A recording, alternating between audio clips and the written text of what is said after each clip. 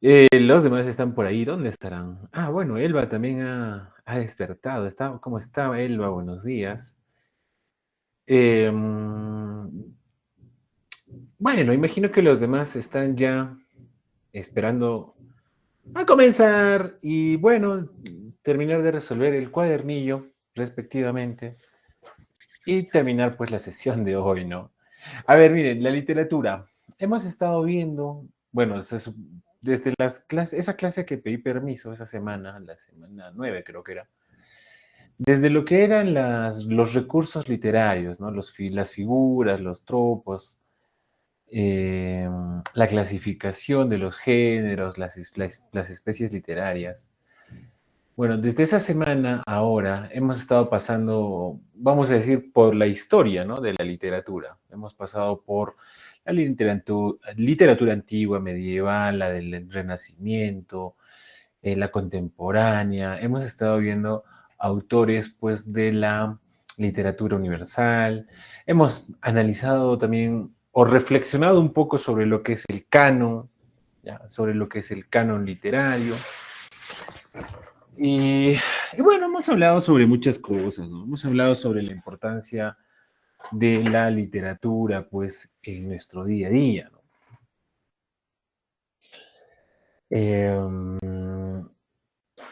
Hay algo también que es interesante, miren. No se ha llevado a cabo, o sea, nadie ha llevado a cabo tal experimento o se ha sometido a vivir tal experiencia. No sé si ustedes escucharon, o no sé si alguno de ustedes se ha puesto a pensar sobre la siguiente situación. ¿Qué nos pasaría si nosotros dejásemos de escuchar música un tiempo prolongado? Hablamos de 6 meses, quizás un poco más, ¿no?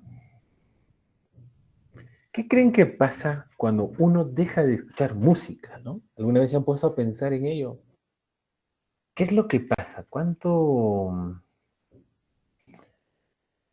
Eh, ¿qué efectos puede tener en el ser humano? Y esto me sirve para hacer una analogía, ¿no? ¿Qué efectos tienen las personas la ausencia de la lectura, la ausencia de leer obras? ¿Qué efectos podría tener? ¿Ya? Nadie te dice por ahí. Pero miren ya, bueno, ahí siempre comentándoles aspectos interesantes, importantes. Eh, Hubo un periodista, y esto es un artículo que lo leí pues hace tiempo ya. Ya cuando ustedes están en el colegio, bueno, ni siquiera en el colegio, a lo mejor están en primaria. Algunos quizás ya están en el colegio ya, primer año, segundo año. Pero bueno, era sobre un periodista, creo, que se atrevió a ir a vivir a un lugar muy desolado y él vivió la experiencia de no escuchar música un tiempo prolongado, alrededor de 6 meses o 8 meses. Creo que llegó al año. Bueno, y lo que él comenta es que en nuestra mente hay rezagos, ¿no? O sea, las primeras semanas como que estás tranquilo, pero las melodías empiezan a tener una especie de eco en tu mente. Eh, a lo largo de su experiencia también sintió la necesidad de componer, ¿no? La necesidad de tratar de recordar las canciones, o sea, de tararearlas, etc. Bueno, era un artículo larguísimo, no recuerdo ya todos los detalles, lo voy a volver a buscar. Pero en nuestro caso, eh, los seres humanos tenemos la necesidad, pues, de dejar algo, ¿no? O de escribir a veces nuestras vivencias. Bueno, hoy en día, hoy en día ya no escribimos, sino ¿qué hacemos? ¿Qué es lo que se ha popularizado vamos a decir, en los últimos años, ¿no? Escribir o cuál es la actividad que se ha popularizado más en los jóvenes de hoy en día. A ver, estamos haciendo un análisis crítico de la realidad a través de la literatura, ¿no? Porque en realidad la literatura no es distracción, la literatura nos sirve a nosotros para reflexionar, para analizar qué está pasando con nuestra sociedad. Nos invita a pensar. ¿no? Básicamente. ¿Qué dicen ustedes, no? ¿Cuál es la actividad que realizan más hoy en día los jóvenes? Vamos a decir que incluso en mi época de escolar todavía era la de escribir, ¿no? Porque nos escribíamos cartitas, nos escribíamos poemitas, versos, intentábamos, ¿no? Intentábamos estar dentro de eso. Pero hoy en día, ¿qué es lo que se ha popularizado? ¿Tenemos necesidad de qué? ¿Cuál es una necesidad que ha surgido con la evolución del Internet? Saben que la web tiene las versiones, ¿no? 1, 2, 3.0. ¿Qué es lo que se ha popularizado? A ver, ¿qué dicen ustedes? Se ha popularizado, les voy a dar a ver, alternativas. Se ha popularizado la escritura, se ha popularizado los videos, dentro de ellos los videos, la producción de contenido de videos largos, extensos de más de 10 minutos, o se ha popularizado la producción de videos breves, cortos, de dos 3 minutos, 5 10 a lo máximo. Y también la toma de fotografías. ¿Qué se ha popularizado más? A ver qué dicen por ahí los que estén atentos. Los que no, bueno, imagino, están en otras cosas. Muy bien, Juan Carlos, ¿no? Lo que comentaba es eso. La aparición de nuevas tecnologías hace que se popularicen ciertas cosas. En este caso, TikTok ha tenido pues un efecto avasallador, ¿no? Frente a YouTube, le ha hecho frente, ¿no? El gigante asiático TikTok le ha hecho frente a YouTube. ¿Por qué? Porque nos gusta estar grabándonos, ¿no? Nos gusta compartir, o sea, a muchos les gusta compartir sus quehaceres, sus profesiones, etcétera. Estamos compartiendo. Porque la gente ya no lee, lee poco, es lo que se dice, ¿no? Lee poco dentro de lo convencional incluso, ¿no? Por ejemplo, alguna vez les va a tocar en la 1, te va a decir algún ingeniero, ustedes que son ingenierías, no, la gente ya no lee, que no sé qué.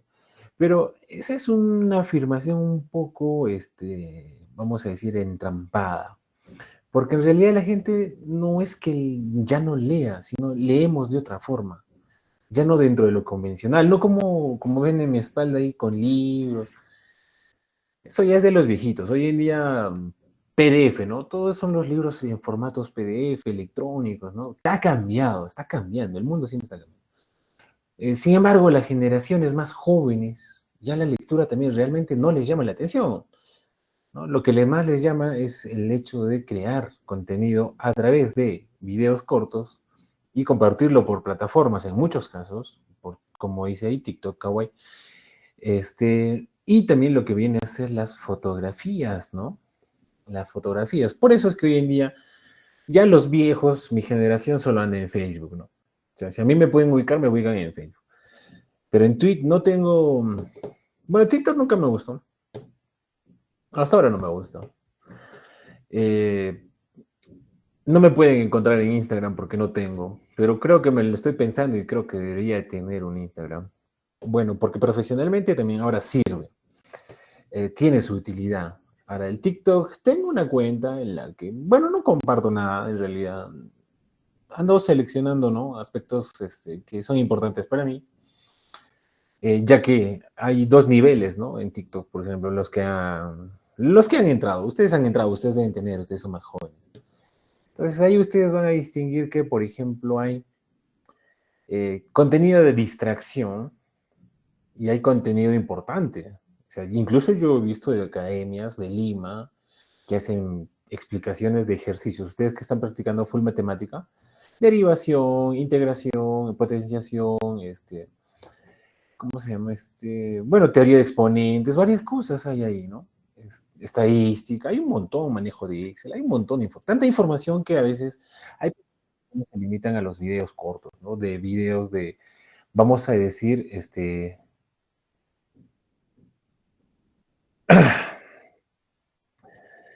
vamos a decir que hay videos cortos, ¿no? O sea, que son de distracción, gente bailando y otras cosas. ¿Eso está mal, bien? No lo sé. Depende qué tanto tiempo le dediques a ello, ¿no? Bueno, entonces, como introducción de la literatura española, vamos a decir que bueno, ha habido, pues, ha habido un siglo, o vamos a decir, ha habido una época en la que los autores españoles han podido, pues, destacar en la lírica, en el teatro, en el drama, ya, en la comedia, incluso en la sátira. Y aquí vamos a ver algunos autores, algo de 4 autores más o menos, ¿ok? A ver,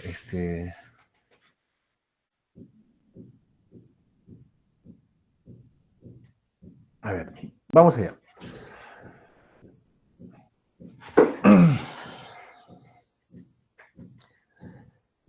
Deme un minutito, por favor, tengo un percance.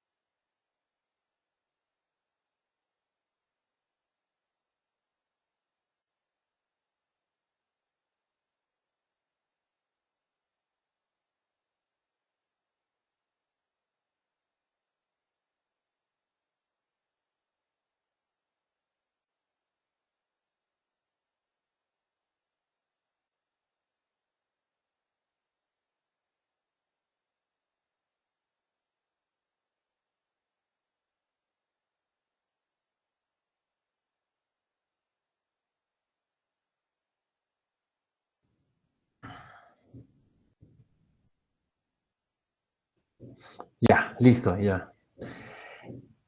Había unas personas pues tocando la puerta. Estoy solo. Vamos allá, chicos. Veamos la literatura española. Vamos a abrir con Lazarillo de Tormes. Esta obra, no sé, bueno, como muchas otras, circulando y de repente pues no sabemos quién fue exactamente el autor. O sea, no se sabe quién fue quien la escribió originalmente, ¿no? Pero vamos a decir que figuraron otras personas, ¿no? Hurtado Mendoza, Sebastián Orozco y el padre Juan Valdés. Aparecieron como, vamos a decir, como autores. Ahora, ustedes dirán,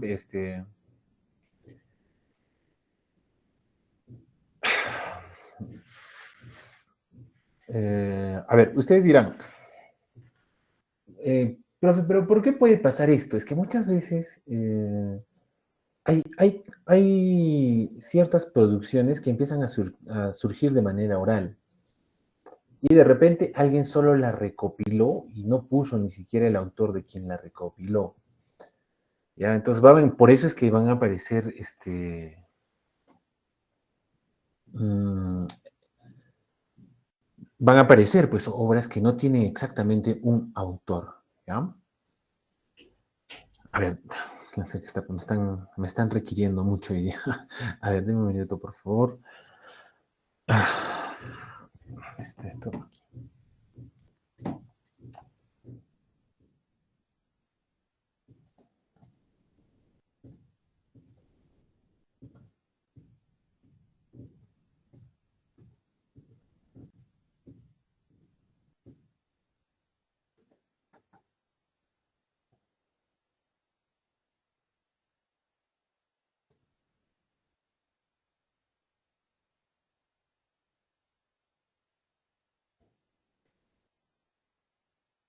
A ver, perdón, no se me están requiriendo.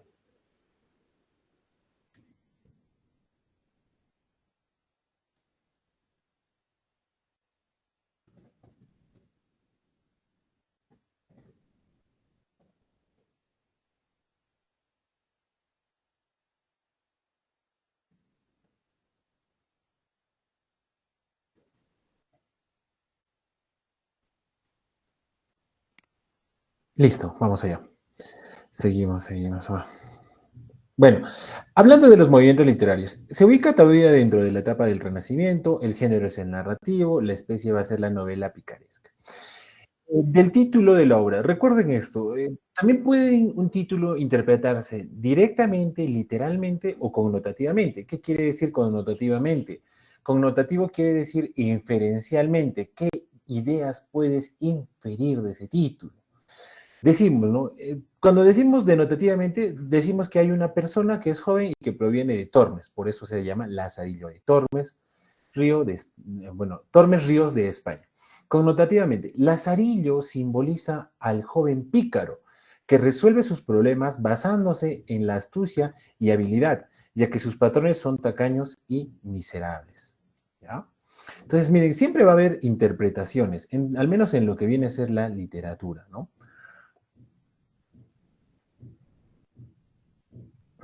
Ya.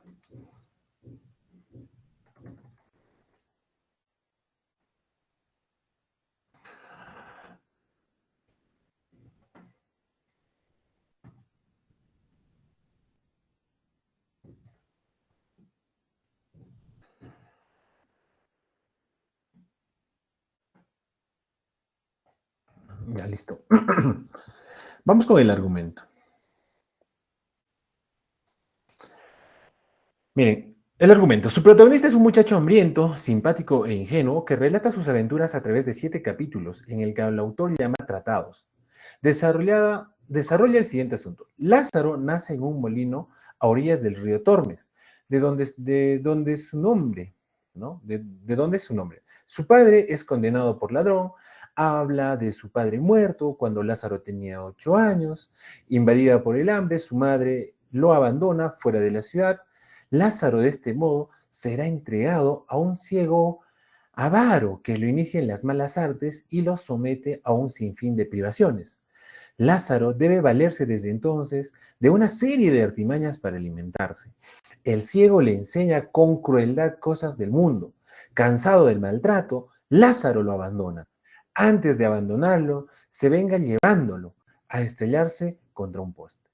Así el niño convivirá con otros amos, un clérigo que le privará de lo más elemental, los alimentos.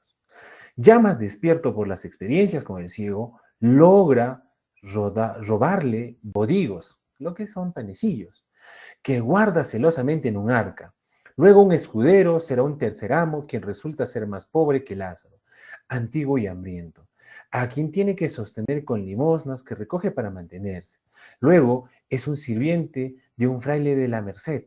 Sirve sucesivamente a un fraile que lo fatiga con sus interminables caminatas.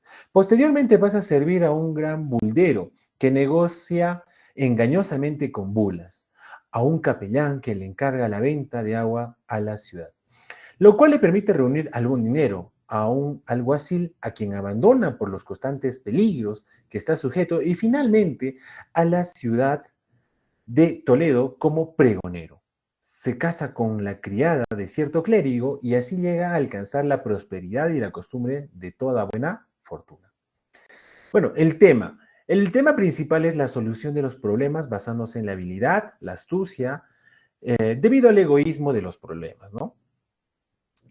Vamos a ver que un subtema o un tema secundario, también se le llama, sería la explotación, el engaño, el sufrimiento, la experiencia, el egoísmo, la miseria del alma, el aprendizaje con sufrimiento y golpes, la solución de los problemas. Los personajes se van a dividir entre principal, secundario y referenciales. Los principales son Lazarillo, el ciego y el clérigo. Los secundarios serían el escudero, el buldero, el alguacil, el capellán, su esposa, el fraile, la merced, la gente que les regalaba cosas en el mercado de Papilote.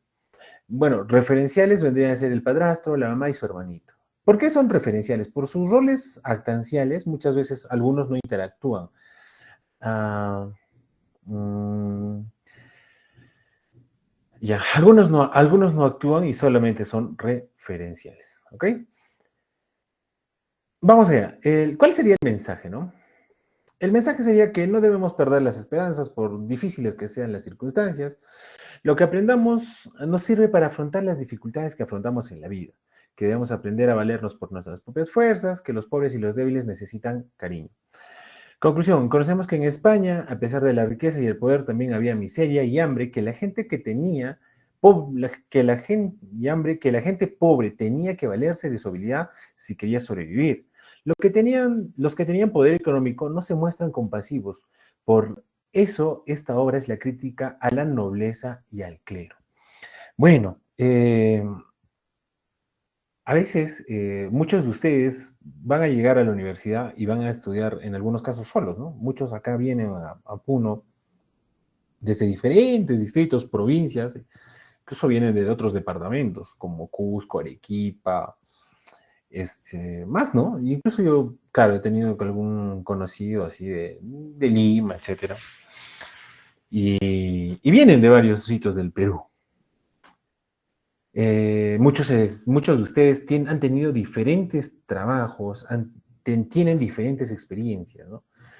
Entonces, todas estas experiencias que están recogiendo a lo largo de la vida les va a ser de utilidad en algún momento, ¿ya? Siempre y cuando ustedes sepan aplicar estos conocimientos, pues, ¿no? Ya sepan aplicar todo lo que han venido aprendiendo, ¿no? Bueno, para no hacerla extensiva, vamos a continuar, chicos, vamos a continuar. Este material también se los voy a compartir, ¿no? Bueno, eso sería en cuanto a Lazarillo de Tormes. Aspectos puntuales, recuerden, no tiene autor preciso, se le asocia a ciertas personas. Trata sobre las desdichas que pasa pues un joven y que sirve de criado a varias personas, ¿no? Y ha tenido que usar su astucia para poder sobrevivir. La obra principalmente es esa crítica que se hace a la nobleza y al clero. Recordemos de que en la edad antigua y en lo que viene a ser el Renacimiento y un poco más de la contemporánea, el poder siempre lo han concentrado o los burgueses, o se ha concentrado en los burgueses y la iglesia, o en lo que viene a ser los latifundistas, los señores feudales y la iglesia. La iglesia siempre ha estado en posición del poder, ¿no? Bueno, y eso ya sería algo más crítico. Sin embargo, vamos a continuar. El ingenioso hidalgo Don Quijote de la Mancha, también una de las obras canónicas que muchas veces se nos impone lectura, ¿no? Se nos pone como, vamos a decir, para que nosotros podamos, ¿no? Leer en el colegio, se hacen algunos análisis, pero no leemos la obra completa, ¿no? Es que es muy extensa y dedicarla, pues, muchas veces en el colegio esto tomaría quizás un par de meses, ¿no? Si es que hay hábitos de lectura, si es que no, quizás hasta medio año. Pero vamos allá, vamos a hablar de la biografía del autor de esta obra. ¿Quién era? Miguel de Cervantes Saavedra. Es el autor del Quijote. Tampoco se sabe la fecha exacta del nacimiento. Nace en un pequeño pueblo cerca de Madrid, que es Alcalá de Henares. Fue bautizado en la iglesia Santa María el 9 de octubre de 1547. Bueno, era un segundo hijo varón y el cuarto de siete de Rodrigo de Cervantes y Leonor de Cortinas. Bueno, su padre farmacéutico y pertenecía a una familia noble de España que se vino a la ruina. Cervantes aprendió a vivir como un gentil hombre, casi sin dinero. Es posible que estudiara en la escuela de Valladolid y en la Compañía de Jesús en Sevilla. No se conocen las fechas exactas, excepto esta de 1568 y lo que es el 69, cuando fue estudiante en la Escuela Municipal de Madrid. También es posible que abandonase pues, la escuela por el servicio militar en Flandes. En el 69 escribió a su casa que quería una certificación para entrar en los servicios militares de su rey, en la Legión de España y estacionada en Italia. Bueno, Cervantes participó en la batalla naval de Lepanto en 1571. En la batalla perdió su brazo izquierdo por causa de 3 cañonazos y por eso la gente le llamó el Manco de Lepanto. No es porque pierde el brazo, es porque recibe este seudónimo, este apodo del Manco de Lepanto. En el 75, vamos a decir que su hermano Rodrigo fueron detenidos por piratas argelinos y un año después intentó volver, pero fue detenido de nuevo. En el 1577 llegó un rescate de sus padres con 300 coronas, pero los piratas quisieron más por Cervantes. Solo su hermano pudo volver, su familia intentó salvarle de nuevo y en 1580 regresó a Madrid. Tenía 34 años y No pudiendo encontrar un trabajo, comenzó a escribir piezas de teatro. Escribió más o menos 30 piezas en 10 años, pero se conocen solo dos, El trato de Argel y La Numancia, que fueron encontradas en 1784. Se casa con Catalina Palacios Salazar, una mujer de 18 años más joven que él. No tuvieron niños, pero Cervantes se hizo padre de una hija ilegítima. Isabel. El padre de Cervantes muere en 1585 y Cervantes tuvo que quedarse al cuidado de sus hermanas y de una nieta. Tenía aproximadamente 55 años cuando escribe El Quijote. El 26 de septiembre de 1605, el vendedor de libros Francisco Robles pudo vender la primera parte. El libro encantó a la gente. Aparecieron muchas ediciones en Aragón, Portugal, Valencia, Bruselas, Madrid y Milán. La edición en inglés de Thomas Shelton de 1612 fue la primera traducción, ¿ya? Aunque Cervantes se hizo famoso, tuvo muchos problemas financieros. En 1605 fue enredado en una pesquisa por causa de unos cuchillazos y fue con su familia a la prisión, una semana por lo menos. Antes ya estaba en la cárcel 2 veces por fraude y deudas. De 1609 hasta su muerte, Cervantes vivió en Madrid. Hizo un nuevo club de libros. En estos años en Madrid, Cervantes comenzó y terminó su obra de Don Quijote con la segunda parte. En los últimos días de su vida, entró en la Orden de San Francisco y fueron esos frailes los que le enterraron cerca del convento de los Trinitarianos, en la calle de Cantarranas. Cervantes murió por causa de hidropesia el 23 de abril de 1616. Bueno, acá tenemos algunas obras más que ha tenido Cervantes. Esto lo revisan, por favor. Y el argumento, ¿no? Vamos a seguir con el argumento. Hasta aquí han notado de que Cervantes, por ejemplo, ha tenido una vida muy intensa. Y algo que les he mencionado anteriormente es que generalmente los literatos o quien se dedica a la escritura es porque ha tenido también una vida, vamos a decir, con muchas particularidades. Ha vivido mucho la vida. Y en este caso, sobre todo, en el Quijote, cuando vamos a ver el tema, vamos a ver quizás el por qué le escribió el Quijote, por qué quizás tuvo dos partes el Quijote, ¿ah? Porque también se basa en lo que él ha estado viviendo, ¿no? Dice, argumento, Don Quijote de la Mancha, Cervantes, que redactaba en aquellas fechas el capítulo, bueno, 50, no. A ver, ustedes que son de matemática, ya me he olvidado esto. Él es 50, ¿no? 59 de la segunda parte. No me acuerdo, DSML, no, el capítulo, ya estoy ya perdido. A ver, por el chat, si alguien me recuerda, la L en romanos, ¿cuánto era? M es de 1000, D es de 100. L es 50, ¿no?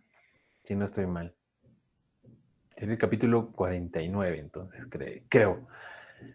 Bueno, seguimos. Contestó serenamente y rechazó con dignidad las injurias y ofensas, enorgulleciéndose de haber estado en la batalla de Lepanto, donde recibió heridas, que las que el soldado muestra en el rostro y en los pechos. Son que guían a los demás al cielo de la honra. Pero vemos el asunto. Faló Quijote. Vuelto Hidalgo a su casa, vivía devotamente leyendo la guía de pecadores, asistido por un ama. Su sobrina Magdalena y el alma anterior habían muerto. Hasta que Sancho fue hasta que Sancho fue hablándole del libro de caballerías de don Florisando de Cantaría, que don Quijote deseaba obtener. Llegan a Argamasala de paso hacia Zaragoza para asistir a unas justas. Varios señores, uno de los cuales, don Álvaro Tarfe, se aloja en casa don Quijote. Durante la cena se habla de los amores de Dulcinea. Por la noche el caballero manchego decide volver a sus aventuras y a la mañana, luego de despedir a su huésped, se prepara para recurrir también a las justas. Se habla otra vez con el nombre del caballero desamorado. En la venta del ahorcado se acerca a la cama de Don Quijote una gallega que le cuenta su historia. Él la toma por una infanta y jura vengarla del capitán que la abandonó, mandando a darle 12 ducados, que Sancho reduce prudentemente a 4. Camina de Ateca, toma una guardia de un melonar por Roldán y le acomete. Pero el guardia y otros roban sus caballerías, que Monsén Valentín, clérigo caritativo, rescata, recomendándole que vuelva a cuidar a su sobrinito, del cual no habló Cervantes. En Zaragoza, por meterse a librar a un ladrón, Don Quijote es encarcelado. Gracias a la intervención de don Álvaro, sale de la prisión. Si caballero desamorado acude a la calle del Coso, se describe el lujo con que estaba adornada y gana el premio de las justas, cuyo juez le presta un gigantón de los de las procesiones, dentro del cual hay oculto un escribano que con voz de trueno los desafía. Don Quijote acepta el día siguiente. El escribano disfrazado de etíope le invita a ir a la corte de su dueño Bramidan Tajayunque. Salen de Zaragoza y en el camino se topan con un soldado, Antonio Bracamonte, que alude al sitio del Ostende como aquel buscó. Y con un ermitaño, el soldado narra el cuento El rico desesperado, la historia de adulterio, suicidios, muertes, el ermitaño, la fábula de los felices amantes, leyenda de Margarita la tornera. Sancho, para no ser menos, refiere un cuento semejante al de las cabras que pasan por un río. Aquí son gansos. Oyen voces de auxilio. Quien las profería era una mujer atada a un árbol. Bárbara, la cuchillada según el soldado, la reina Zenobia para Don Quijote, la cual dice que un estudiante fue el autor del desaguisado. En Alcalá, unos escolares golpean al caballero manchego que los reta. En el Prado de Madrid, desafía a un marqués a quien toma por rey de Persia. Un criado del marqués acepta el reto. Y después de varias escenas insulsas, aparece el escribano de Zaragoza, disfrazado de mujer, diciendo que es la hija del rey de Toledo y pidiendo ayuda a Don Quijote. Sancho, que se queda en la corte como criado de marqués, don Álvaro va a Córdoba, invita a Don Quijote en nombre de la infanta Burlema a que lo siga. Bueno, así lo nace y en Toledo lo encierran en una casa de locos. De allí sale a correr en el mundo en otro caballo. Rocinante había muerto de viejo en la casa del nuncio, con el nombre de El Caballero de los Trabajos. Esto ya corresponde pues a la segunda parte. Y bueno, el género está dentro de lo narrativo, la corriente dentro de la novela, ¿no? Estamos dentro de la especie también de la novela. Bueno, el título, viéndolo denotativamente, El Quijote de la Mancha sería el nombre de un personaje ficticio criado por Miguel Cervantes Saavedra. Connotativo, el personaje se convierte por sí mismo en caballero por hacer todo lo que leyó sobre los caballeros y en busca de la aventura de una dama junto a su ayudante. Bueno, recordarán que en la primera parte se habla, ¿no?, de cómo este personaje de El Quijote se volvió un poco loco por el hecho de consumir bastante novela de caballeriza, de lo que viene a ser de caballeros. Y bueno, hay quienes dicen también de que Cervantes se inspiró también del mío Cid, ¿no? Y bueno, tomó algunas ideas, y en realidad es así, en realidad, no, como mencioné en una clase, no hay creatividad pura, siempre estamos tomando imágenes, estamos recuperando aspectos de la realidad y los estamos llevando y los estamos fusionando y estamos sacando algo más.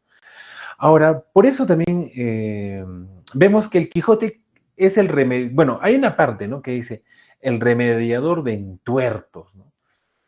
Y él, en realidad, este personaje se discute en algunos casos en análisis si realmente él estaba loco o era en realidad la única persona cuerda en el mundo. Y vamos a ver que muchas veces en su actuar a lo largo de la obra, él trata de remediar entuertos, todos los problemas quiere solucionarlos, pero si como se van dando cuenta, en la obra no vemos que no lo logra, es más, se mete en muchos problemas. Y como hemos visto, paralelamente, la vida de Cervantes fue así, ¿no? Mira, se metió a la cárcel. Y yo les pregunto ahora, ¿no? ¿Hay cuánta gente se mete en problemas por simplemente ayudar a otros, ¿no? No fueron malos, solo intentaron ser buenas personas y terminaron en problemas, en algunos casos inculpados, injuriados, denunciados. Y por eso es que se dice en realidad el Quijote, ¿no? Es tan interesante hacer el análisis de esta obra.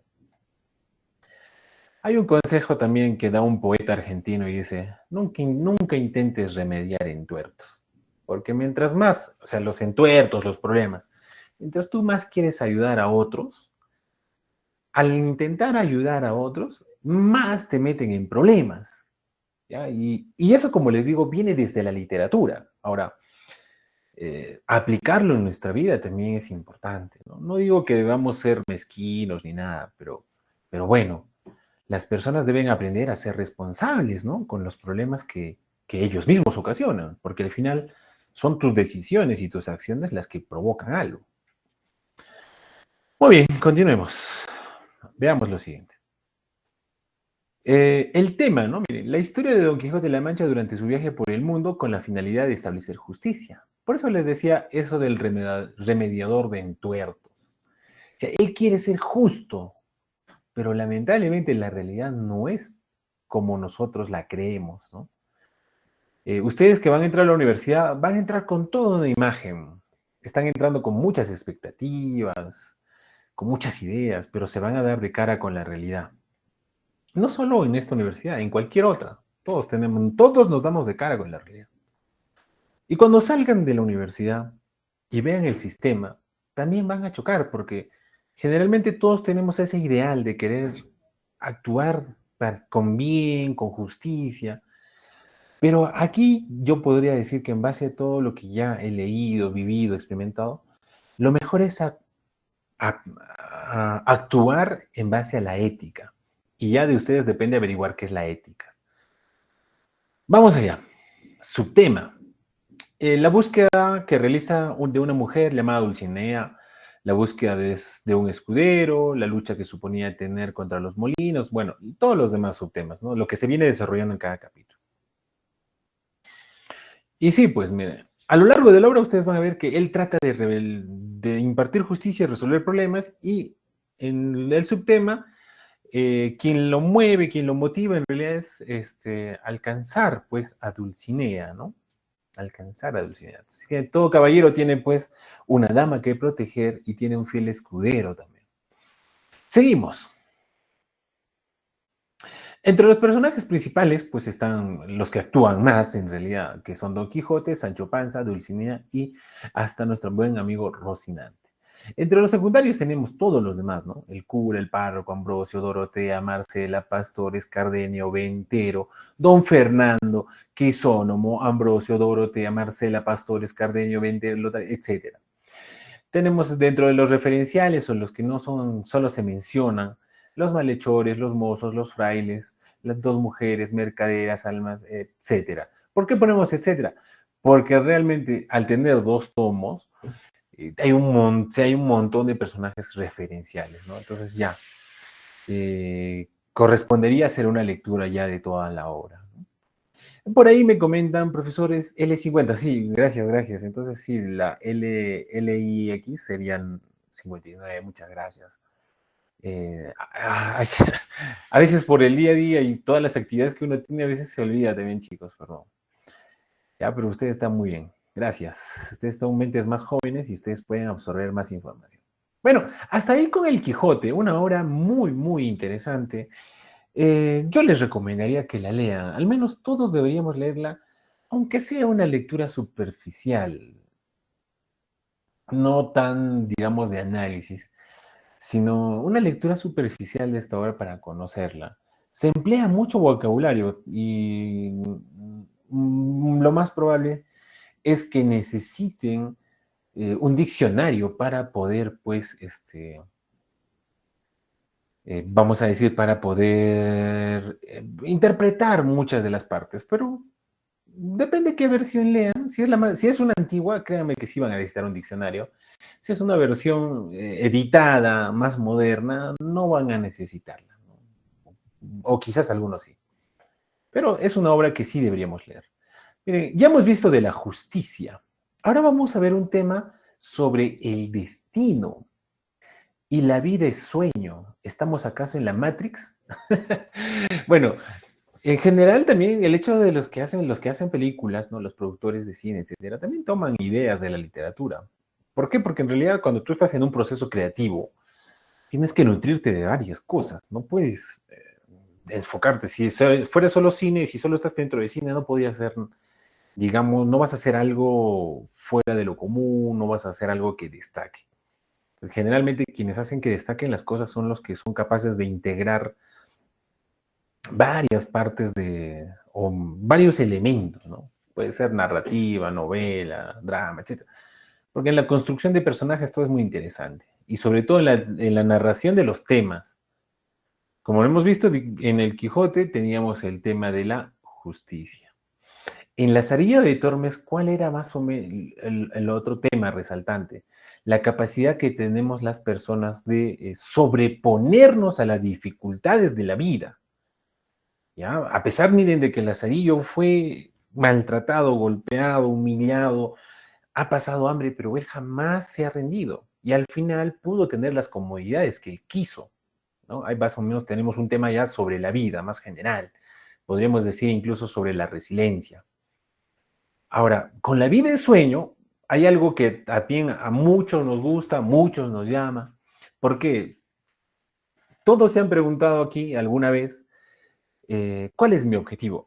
Y si es que no se lo han planteado, quizás en algún momento se lo planteen, pero todos nos preguntamos, ¿para qué estoy aquí? ¿Cuál es mi objetivo? ¿Tengo un destino? ¿Existirá un destino? ¿Qué dicen ustedes? ¿Existe el destino? A ver, ¿cuántos? A ver, un joven y una señorita, ¿qué creen? ¿Existe el destino? Sí, no. A ver, para ver qué piensan las damas y qué piensan los caballeros presentes aquí. A ver qué dicen. ¿Existe o no existe el destino, chicos? ¿Estamos destinados, hemos nacido con un destino? ¿O nosotros hacemos nuestro destino? Son las decisiones que tomamos la que va guiando cómo es que va a suceder, ¿no? Nuestra vida. Ya, a ver, nadie se anima. Muy bien, muy bien. Elba es de las personas que dice que sí cree que existe un destino. Existe, incluso cuando eso podemos decir que existe alguien destinado hacia para nosotros, ¿no? Y Juan Carlos es de la oposición, el lado opuesto. Él cree que son las decisiones y somos nosotros con nuestro actuar quienes creamos nuestro propio destino. Excelente. Y con esto les doy una pastillita más. Generalmente, cuando esta pregunta se responde, si alguien tiene ciertas creencias religiosas, generalmente ellos asumen que tienen un destino, pero que no depende de ellos, sino que es Dios quien plantea qué es lo que va a pasar con nosotros. Aquellos que, como Juan Carlos, dicen, somos nosotros los que hacemos nuestro destino, no creemos tanto generalmente no tenemos muchas creencias religiosas. Estos temas también hay que saberlos tocar, porque hay personas que son sensibles, ¿no? Pero de todas formas, ¿quién sabe? El mundo es demasiado grande, el universo es demasiado grande. Decir que alguien tiene la razón absoluta en este aspecto es muy complejo. Pero de todas formas, es bueno que al menos sepamos bien qué es en lo que creemos, ojo. Y los que no saben, no opinan, no saben si están en el punto medio, es bueno que se vayan inclinando también hacia algún punto, ¿no? ¿ya?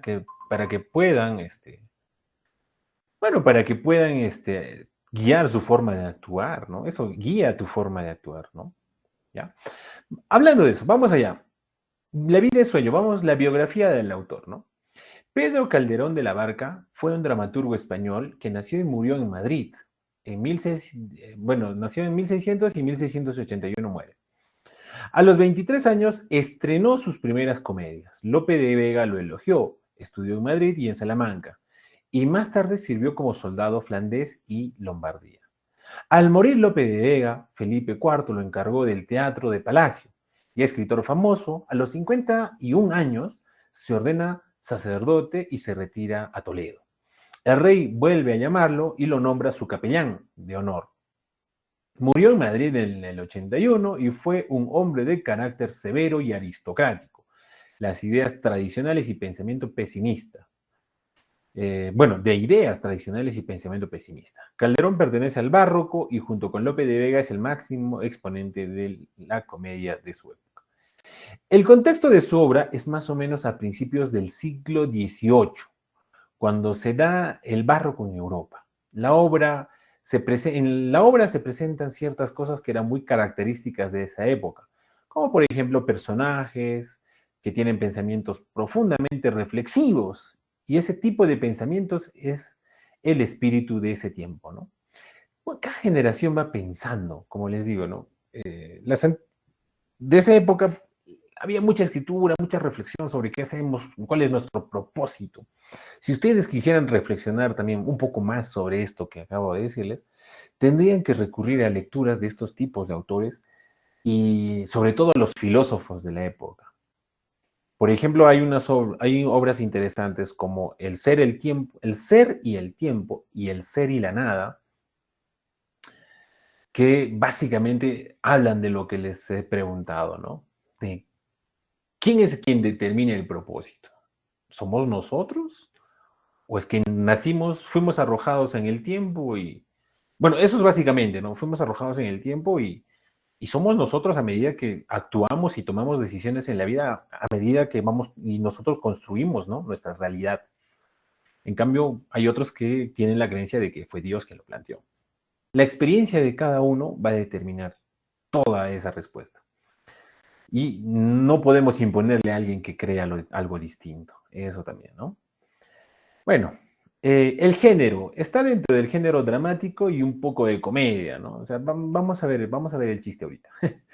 Esta obra pertenece al barroco, ¿no? Está dentro de esa escuela literaria. El análisis del título, miren, cuando dice la vida es sueño, a ver, la vida es sueño, es básicamente cuestionarte la realidad, ¿no? Y decimos aquí que la obra se relaciona con el contenido, ya que ésta habla sobre lo pesimista de la vida humana.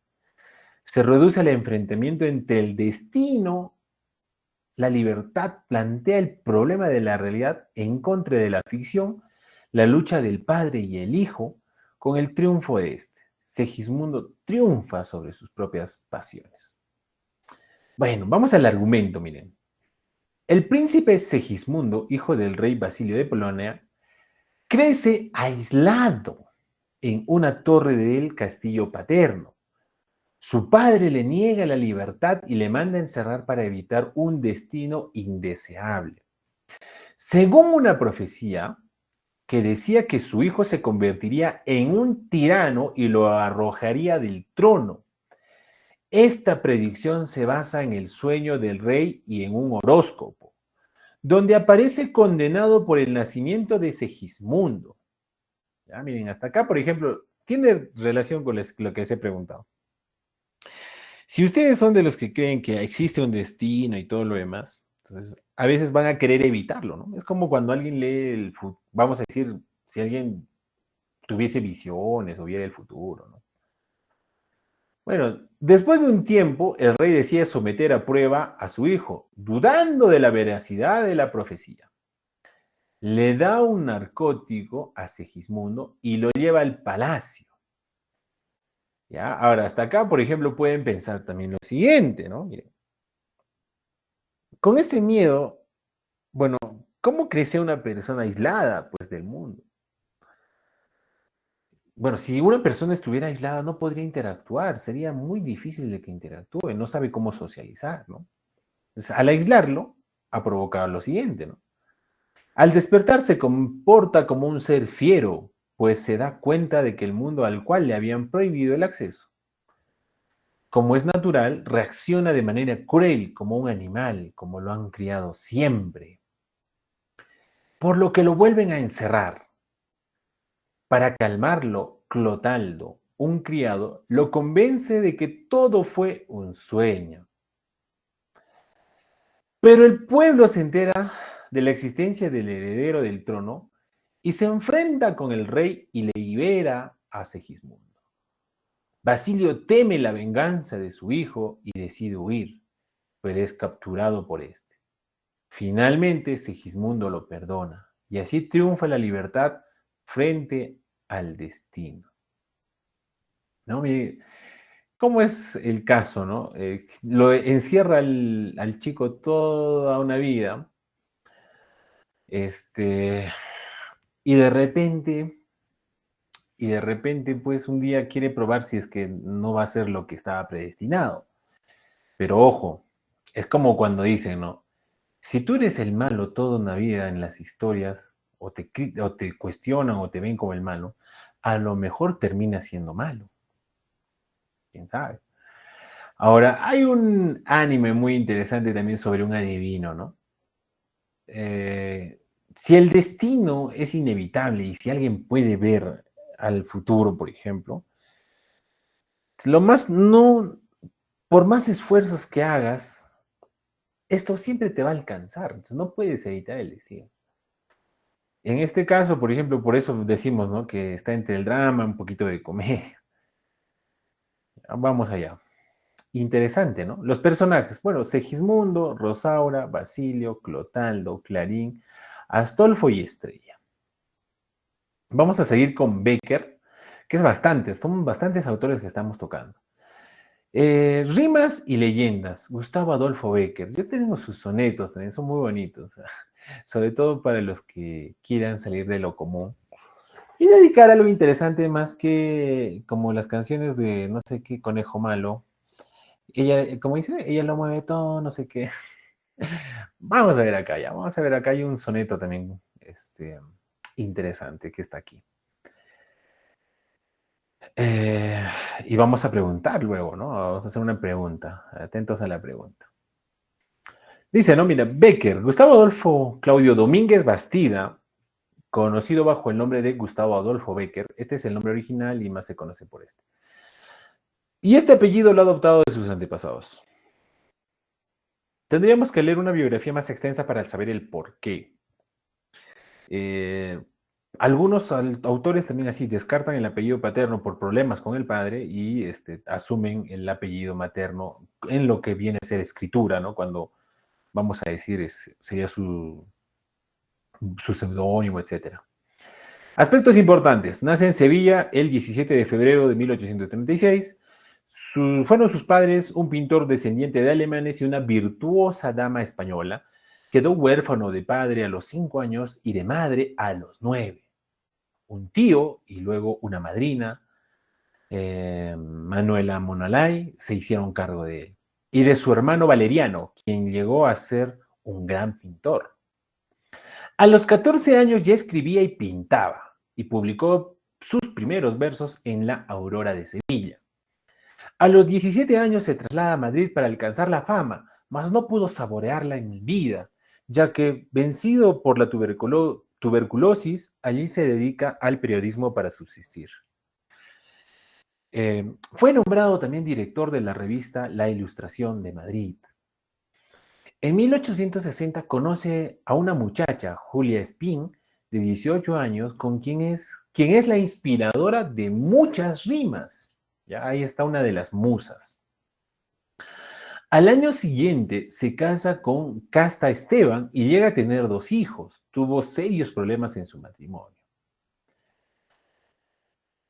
Falto de recursos, con una salud debilitada, viaja a España, por un tiempo se retira a un monasterio de Zaragoza, donde escribe cartas desde mi celda. El poeta lírico, tímido y nostálgico muere en Madrid en 1870, cuando dirigía la revista La Ilustración de España. Ahí estaba dirigiendo y muere. Eh, vamos allá. A ver, vamos a ver lo que es la rima 1, 2, 38. Y así tiene varias rimas, ¿ah? Y muy bonitas. Dice, los suspiros son aire y van al aire. Las lágrimas son agua y van al mar. Dime, mujer, ¿cuándo el amor se olvida? ¿Sabes tú a dónde va? Ahora les pregunto, ¿no? A las señoritas. ¿Qué quisieran? ¿Que te dediquen una canción de reggaetón o alguna de las rimas de Adolfo Bécquer? Porque hay muy buenas, o sea, así como esta. Esta, por ejemplo, es para que un joven la dedique a alguien, pues, que han terminado una relación o la extraña o es que no se dio esa relación. A ver, para que los chicos estén al tanto, pues a ver si están ahí las señoritas. A ver si nos pueden decir, ¿qué preferirían? Si alguna vez les escribieron o les escriben, ¿qué gustarían más de leer? ¿Una canción o una parte de la canción de un conejo malo? o, o leer una de las rimas de Bécquer. Bueno, la estructura no vamos a ahondar mucho, pero bueno, 4 versos breves que son una única estrofa. No tiene una estructura interna bien definida, hay métrica ahí. Pero bueno, el argumento breve, la rima está dirigida a una mujer donde se pregunta dónde va el amor olvidado. Básicamente está en la desventura, ¿no? Está en la tristeza, en la agonía del amor. La locución va a ser más o menos narrativa. El tema es del olvido y el amor. El género es el lírico y vamos a decir que está sobre todo en la rima. Bueno, conclusión. La rima melancólica y breve, pero precisa en la que Bécquer, preocupado por el amor y las secuelas que este deja. Ya estamos. Federico, ahora vamos con Federico, ¿no? Bueno, nadie me contestó. Al parecer las señoritas son muy tímidas en ingenierías. Espero que esto mejore cuando estén en clases en la universidad. Vamos que hay algo que también deben saber, ¿no? Muchas veces nadie se los dice. A mí también nunca nadie me lo dijo, pero bueno, eso lo vas aprendiendo. Pero cuando te lo dicen también a veces quien no lo pensó empieza a actuar de otra forma. La universidad no solo es estudiar, la universidad es madurar, es la etapa en la que ustedes, jóvenes, adultos, se insertan pues ya las responsabilidades de un adulto. Porque ahí, por ejemplo, tu mamá, no va a estar tu mamá, tu papá sobre ti, hijito, ¿cómo están tus notas? A ver tu libretita de notas, voy a ir a la junta de APAFA. No, ya no existe, pues. Claro que el rol del padre también es otro. Hoy en día ya se está dando otro valor. Pero convengamos en que en la universidad ustedes van a madurar por sí solos, ¿no? Ya, así que no va a haber eso de hijito, hijita, por favorcito, a ver, muéstrame tus notitas, ¿no? Si es que hay papás que son así, genial, también no se sientan mal, ¿no? Hay papás que son, en la universidad he visto, se ve de todo, se ve de todo. Hay quienes se preocupan mucho por ellos, pero lo mejor es que en la universidad cada uno va aprendiendo a ser independiente también. Vas a construir un círculo de amigos, redes de contactos, etcétera, ¿no? La universidad hay que saber a qué uno va también en la universidad, ¿no? Si es que estás yendo sin propósito, así, ya ponte de una vez un propósito. Vamos allá. Hablemos ahora de Federico García Lorca. ¿Por qué vamos a hablar de este último amigo? Porque en lo que viene a ser los contenidos que se nos da, es el que tiene, vamos a decir, vamos a analizar una lírica y vamos a analizar una de sus obras de teatro. García Lorca fue uno de los personajes más llamativos e ingeniosos de la poesía española del pasado siglo XX, ¿no? Vamos a decir que nace en una época conflictiva, pero su familia tenía suficiente dinero como para poder darle una vida buena. Su madre era maestra, fue su primera influencia literaria, motivándole a leer desde muy jovencita. Estudió filosofía, letras y derecho en la Universidad de Granada y era un apasionado de la reflexión, de la justicia, de la poesía, de la música y del teatro. Lorca vivió en residencias estudiantiles durante su época de estudio y formación, en las que también vivían muchos escritores, artistas y científicos. Es entonces cuando empieza a escribir en serio y publica su primer libro de poemas.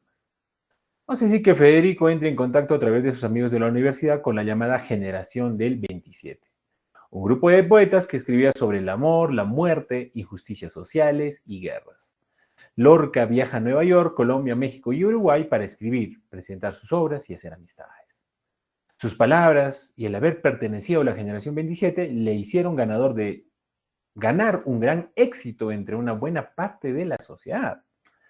La poesía de Lorca está llena de palabras de amor, símbolos y una belleza y una sensibilidad sin igual. Por ejemplo, en su poesía La hierba era un símbolo de muerte, mientras que la luna, que era uno de los símbolos que más usaba, significaba belleza y deseo. Hay simbolismo, bastante simbolismo ahí. Y ahorita vamos a ver el porqué. Dentro de la poesía vamos a ver que esta antología, esta creación, este poemario, Poeta en Nueva York, que se publicó en 1930, es algo que destaca, ¿no? Y dentro del teatro destaca lo que es Bodas de Sangre. ¿Por qué destaca Poeta en Nueva York? ¿No? Miren. Bueno, destaca sobre todo porque esta surge pues en Estados Unidos, ¿no? Y hay bastante crítica al capitalismo y a todo lo demás, ¿no? A algunos males, hacia la iglesia también, ¿no? Miren. A ver, dice, rapidísimo, ¿no? Miren, en esta edición, esa edición reside la incorporación de las ilustraciones de los poemas, siguiendo el orden señalado por el autor para una de sus producciones literarias más importantes. Le dedicó más atención que a ninguna de sus creaciones, dando lugar a un poemario sobrio, donde realiza una visión crítica del capitalismo y la industrialización, que deshumaniza, aliena y corrompe a los individuos. Además, denuncia la situación de discriminación y marginación de la población negra. A esta denuncia se unirá el ataque a la hipocresía de la Iglesia Católica por la complicidad entre el poder eclesiástico y el poder financiero, que condena a los seres humanos tanto a la miseria económica como a la miseria espiritual y moral. Desgraciadamente, su inesperada muerte impidió que perfilara totalmente la obra.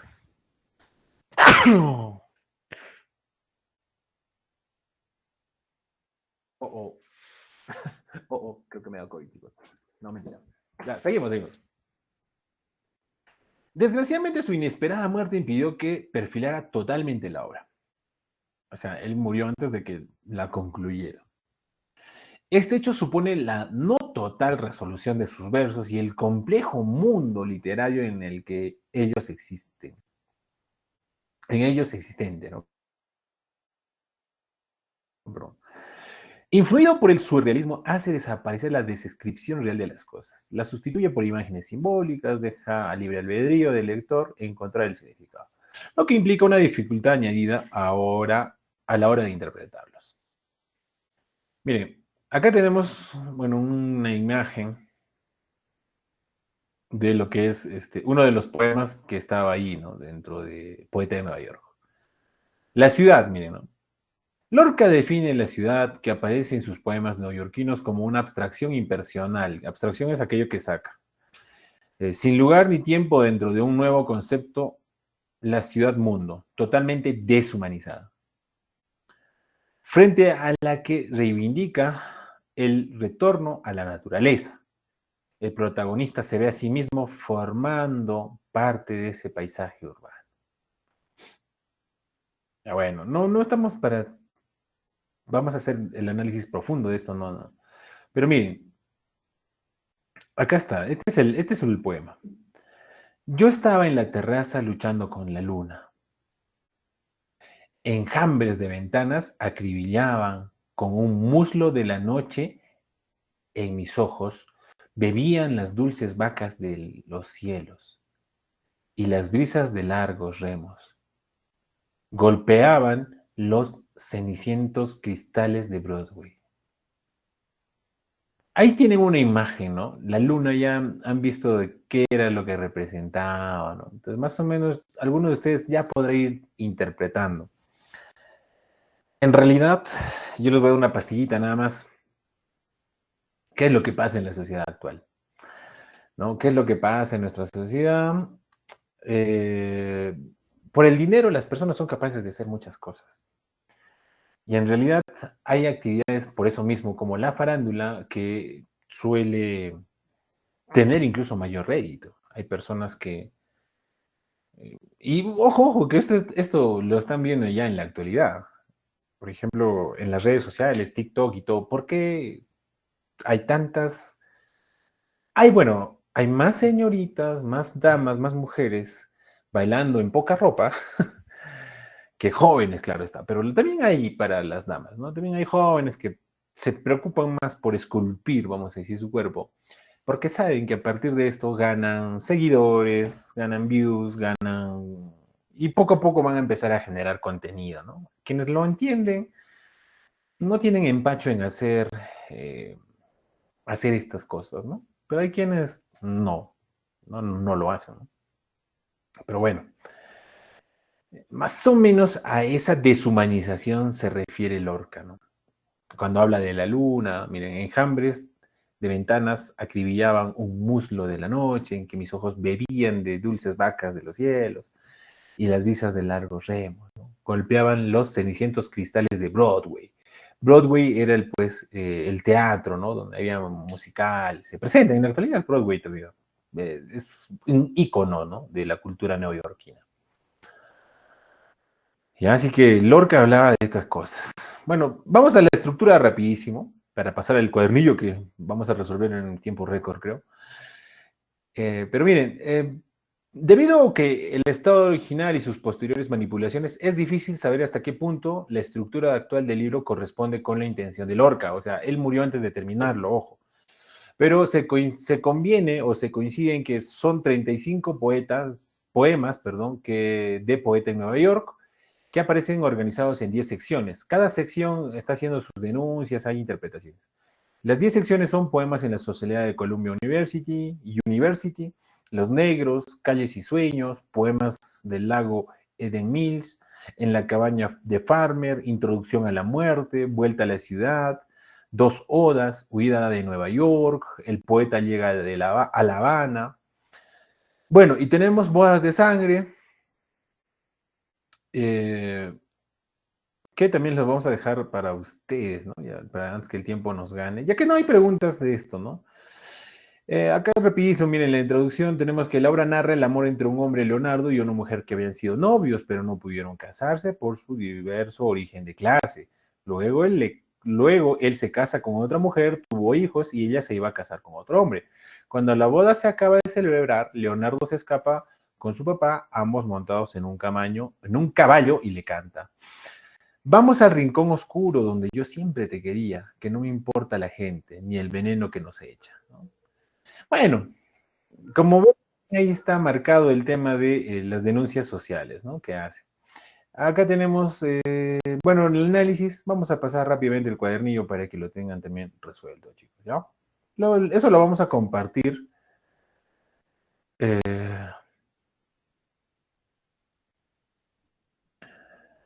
Ya, vamos a compartir ahora.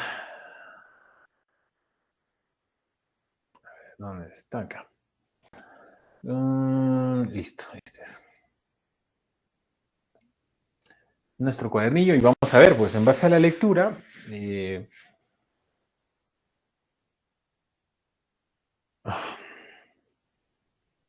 ya, a ver, vamos a ir respondiendo. A ver, si se ve acá, listo. Nuestra pregunta 2. Genial. A ver, eso lo vamos a compartir por el Classroom. Vamos allá. Dice, La cerilla del Tormes es una obra literaria que se puede ubicar en la corriente literaria denominada. Al inicio les mencioné que estamos todavía dentro de lo que es el Renacimiento, ¿no? Y también está en la parte inicial del material. Dice, señale la relación que no se adecue a él Lazarillo de Tormes. Tenemos corriente literaria, renacimiento, sí, género, narrativo, sí, especie, novela picaresca, sí, estructura, 7 capítulos, 7 capítulos. El narrador no es narrador testigo. ¿Ya? Todo lo demás son características de la obra, de la estructura. Vamos allá. Dice, identifique una idea discordante a lo narrado en el Asadillo de Tormes. O sea, ¿qué es lo que no está de acuerdo a lo que se menciona? ¿No? Mire. Es una novela que narra la vida pastoril de Lázaro. Bueno, incluso podríamos decir que desde ya, ¿no? No hablamos de la vida pastoril, sino hablamos de cómo supera todo. Mira, a ver, el pícaro por medio de farsas y pequeños timos engañaba a la gente para sacar algún provecho. Lázaro convive con un ciego, un clérigo, un escudero y entre otros. Su fue sirviente de varios. Se enaltece de la astucia sobre otras virtudes. Sí, o sea, hay que ser astuto para sobrevivir en este mundo, ¿no? Y tiene un carácter autobiográfico. Sí, en este caso también, pues tiene parece ser de esa forma, ¿no? Como recordarán, no tiene autor preciso, ¿no? 4. Marque la secuencia correcta de veracidad o falsedad, ¿ya? Lázaro es un huérfano de padre y madre cuando conoce al ciego. Cuando conoció al ciego y era huérfano de padre y madre, no, falso. El clérigo fue un padre para Lázaro, no fue un padre, lo mató de hambre, falso. Lázaro tiene aspecto de un niño vagabundo, hambriento y con dientes mellados, o sea, mellados significa maltratados. Sí, pues no, él estaba pasando agonías. La autoría de Lazarillo de Tormes cae sobre Luis de Góngora y Argot, tampoco, falso, ¿no? Entonces tendríamos acá falso, falso, verdadero, falso. Muy bien, continuamos. A ver acá. Dice, identifica al escritor que tuvo sobrenombre el Manco de Lepanto. ¿Quién era el Manco de Lepanto, chicos? Eso ya lo sabemos. Miguel de Cervantes Saavedra, ¿no? A ver, vamos a ver quién está por acá. Genial. Están atentos ahí. Vamos con ahora. El ingenioso hidalgo Don Quijote de la Mancha es una novela que versa sobre, o sea, que está escrita sobre qué. La vida pastoril habla sobre cómo arrear ganado, la vida durante la guerra, habla solo de guerras, habla de caballeros, de guerras medievales, la vida en la gran ciudad. No habla de guerra medieval, sino de la vida de los caballeros. Señale la secuencia que muestre personajes secundarios. A ver, muestre personajes secundarios. Ya. Personajes secundarios del Quijote. A ver, y eso lo hemos visto también ahí. La primera dice Ambrosio, Dorotea y Crisónomo. Lázaro, mira, acá por ejemplo vas descartando. Lázaro no tiene que ver. Margarita, Fausto, Mefistófeles. No tiene nada que ver aquí, Mefistófeles. Yocasta, Edipo, Layon. Otra obra. Beatriz, Virgilio, Dante. Otra obra. Ya, o sea, esto lo hemos visto anteriormente. Entonces, desde ahí, si es que no te recordabas, ya, pues descartando nada más. Todas las demás corresponden a otras obras. ¿Está bien? Señale la relación correcta entre personaje y obra literaria. Uy, acá a ver. Vamos a decir, tenemos a Rosaura, la Divina Comedia. Rosaura, la Divina Comedia. No he visto ninguna Rosaura en la Divina Comedia la semana pasada, así que no tiene que ver ahí.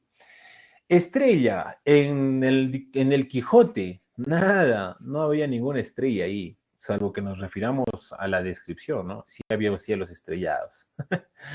Basilio, en Crimen y Castigo, tampoco. Segismundo, en La vida es sueño, y eso lo hemos visto casi al final, ¿no? En La vida es sueño hablábamos de Segismundo. Astolfo, Fuente Ovejuna, ya, esa es otra obra. Listo, La vida es sueño con Segismundo. Dice, señale un dato incorrecto acerca de la biografía de Pedro Calderón de la Barca. A ver, un dato incorrecto de la biografía. ¿Nace en Madrid? Sí. ¿Dramaturgo español? Sí. Ya, dijimos que sí, pues estaba en España. Se dio a conocer como dramaturgo en su primera comedia, La vida es sueño. No tocamos ese aspecto. Fue sacerdote en 1651 y fue nombrado capellán Reyes Nuevo de Toledo. Ya, en este caso se da a conocer, esta sería, ¿no? Se da a conocer como dramaturgo, ¿no? Acá. No, él ya tenía ciertas producciones, no fue con esa que inició. Decimos, ¿vamos a dónde? Vamos a la 10. Dice, reconozca la secuencia de veracidad o falsedad de los enunciados. A ver, miren, dice, El alcalde de Zalamea es una obra de Calderón de la Barca. Ya, ahora en el material que hemos puesto ahí, no me acuerdo si lo he puesto, pero sí es una obra. Segismundo se describe como un alma reprimida, muy reflexivo, alterado por su larga reclusión. Sí, pues, ¿no? Al estar encerrado bastante tiempo no veía el mundo, entonces siempre andaba reflexionando sobre su vida. El tema central de la vida de sueño es que el hombre está predestinado a un destino. No estamos. Bueno, en esa obra no se habla de eso, ¿no? No se habla de que tengamos un destino predeterminado. Por lo tanto, se quedaría así, ¿no? Verdadero, verdadero, falso. Señale una idea que no sea acorde a la temática de vida y sueño, ¿no? De la vida y sueño. ¿Cuál sería esa idea? Dice, se muestra un conflicto entre la libertad y el destino. Hay un conflicto entre la libertad y el destino. Pues sí. El rey Basilio confiaba solo en la ciencia. Bueno, acá ya tienes ya una afirmación, pues ya. No, pues él creía en qué cosa, creía en el, ¿cómo se llama esto? En el destino, creía en el horóscopo, en los sueños. Ya por ahí es que no podemos decir que él no es puesta, ¿no? Él no era un hombre de ciencia. Ya está. Miren, acá hay pues, ¿no? Una rima, ¿no? Creo que era la rima 38, la que vimos. Señala el autor de los siguientes versos. Los suspiros son aire y van al aire. Las lágrimas son agua y van al mar. Dime, mujer, cuando el amor se olvida, ¿sabes tú a dónde va? ¿Quién era? ¿Quién era nuestro amigo? ¿Era García Lorca, Becker? ¿Quién era? Bueno, están esperando la respuesta. Becker, lo hemos visto, pues penúltimo, ¿no? Dice 13. Señale un dato biográfico de Adolfo Becker. Ya, el correcto, ojo, te está pidiendo el correcto. Fue nombrado como director revista, a ver, fue nombrado como editor de la revista La Ilustración de Madrid. Sí, y también murió dirigiéndola, pues, ¿no? Estudió Filosofía y Letras de Derecho en la Universidad de Granada. Fue nombrado Caballero de Orden de Santiago por el Rey. Fue sacerdote en 1605. Fue un discípulo profesor de gramática de López, no. Solo la primera, ¿no? Adolfo Becker.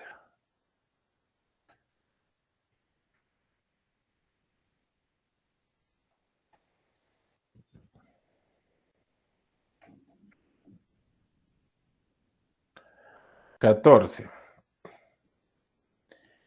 Identifique la figura literaria empleada en estos versos. ¿Ya? Identifique la figura literaria empleada en estos versos. Dice de rimas y leyendas. A ver, dice. Ese es de Becker también. Mientras sintamos que se alegra el alma sin que los labios rían, mientras se llore sin que el llanto acuda a nublar la pupila. ¿Qué hay? Hay una alegoría, hipérbole, símil, anáfora o está usando las metáforas. Mira, ahí tenemos mientras. Ya, entonces acá tenemos una anáfora. Listo, vamos con la 15 y dice, identifique la temática abordada en los siguientes versos de Gustavo Adolfo Becker. ¿Qué es de lo que habla el más? Dice, hoy la tierra y los cielos me sonríen. Hoy llega al fondo de mi alma el sol. Hoy la he visto. La he visto y me ha mirado. Hoy creo en Dios. Aspecto clave. Hoy la he visto. ¿Y él sobre qué más escribe? Sobre la soledad, la alegría de vivir, la musa amada, la belleza, la naturaleza. Él escribe más sobre la musa amada. ¿Ya? Recuerden que él más estaba inspirado así, tenía una musa, una inspiración. 16. Dice, ahora vamos con García Lorca. Dice, no, mire, reconozca la idea errónea en cuanto a la producción literaria de García Lorca. Su cuento más famoso fue el romano Ala. Mira, reconozca la idea errónea. Su cuento más famoso fue el romance gitano, cuento. Llegó a escribir más de 10 libros de poemas, obras teatrales, bodas de sangre en el 33. La poesía de Lorca está llena de palabras, de amor y de símbolos.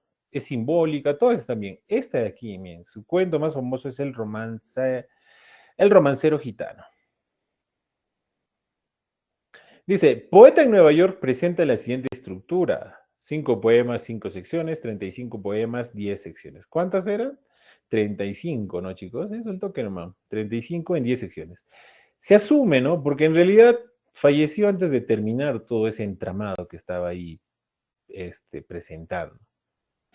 Dice, Poeta en Nueva York es una denuncia contra. O sea, ¿qué cosa estaba haciendo ahí?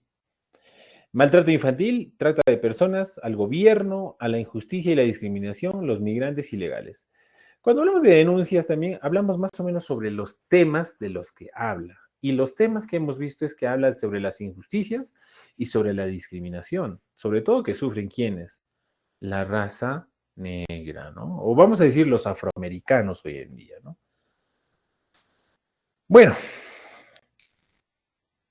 acá dice, teniendo en cuenta la hora de bodas de sangres, señale la relación incorrecta de las características de sus personajes. La criada es espía a la novia y la odia en secreto. La novia es una mujer apasionada e impulsiva. El novio es un hombre ingenuo y enamorado. Leonardo Félix es un hombre egoísta y poco honrado. La mujer de Leonardo vaticina tragedia. Acá, por ejemplo, la criada era una espía, no era una espía. Es la relación incorrecta. Bueno, como verán, el mismo autor del cuadernillo ha tomado bastantes libros para poder elaborar esto. Y es que realmente es eh, bastante grande, ¿no? Cuando hablamos de literatura, es bastante temática que podemos abordar. Lo que hemos ahora hecho es ver pastillitas, resúmenes de los análisis literarios de cada una de estas obras, de los autores también hemos hecho un análisis de sus obras, etcétera, ¿no? Bueno, estimados estudiantes, esto se los voy a compartir por el Classroom. Todos los materiales están compartidos en el Classroom, junto con lo que viene a ser el cuadernillo y el material adicional, ¿sí? Bueno, no tendría más, sin más que decirles si hubiese alguna duda, consulta. Bueno, ya podríamos también ir desconectándonos, ¿no? Chao, chicos, chao. Maciel, adelante.